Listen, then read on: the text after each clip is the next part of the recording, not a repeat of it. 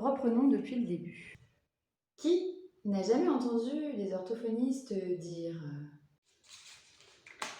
Oh, ça me saoule » ou Non, mais de toute façon, moi je les fais pas. Y a personne qui les lit. J'ai constaté que beaucoup d'orthophonistes se plaignaient des comptes rendus de bilan orthophonique. C'est quoi un compte rendu de bilan? C'est un outil de coordination qui permet à l'orthophoniste de communiquer aux prescripteurs et aux patients les différentes composantes du bilan. Le diagnostic orthophonique, les objectifs et le plan de soins. Ce document est donc un document obligatoire et commun à tous les orthophonistes. Mais en pratique, on se rend vite compte que chaque orthophoniste a sa façon de faire et voit le compte-rendu d'une manière unique. Quelle est la place du compte-rendu dans la pratique des orthophonistes en libéral et dans la profession de manière générale? Est-ce que c'est un outil, une contrainte? Est-ce que c'est le reflet des professionnels ou de la profession? Pour répondre à ces questions, nous avons utilisé la sociologie des professions et des outils de gestion.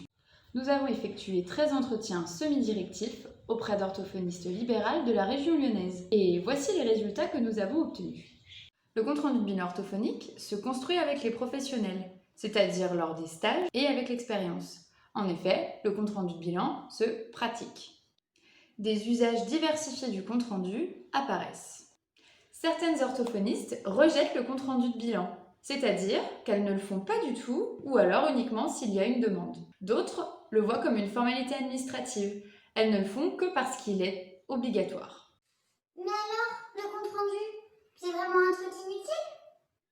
Et non, puisque certaines orthophonistes s'en servent comme base de leur prise en soin. Qu'elles vont faire avec le compte-rendu un état des lieux des performances de leurs patients et vont pouvoir à partir de là réévaluer leur prise en soin et leurs objectifs. D'autres encore l'utilisent comme base de l'alliance thérapeutique et vont le rendre facilement accessible et lisible pour les patients afin que ceux-ci s'en servent comme d'un outil.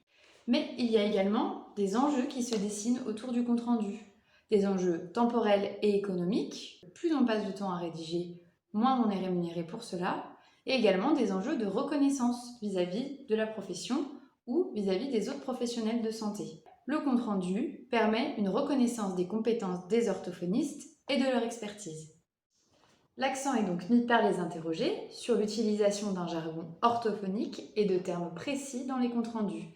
Et ce, afin de mettre en avant l'expertise des orthophonistes et leurs compétences. On peut donc dire que le compte-rendu, notamment par l'utilisation d'outils spécifiques et scientifiquement rigoureux, permet aux orthophonistes de se légitimer.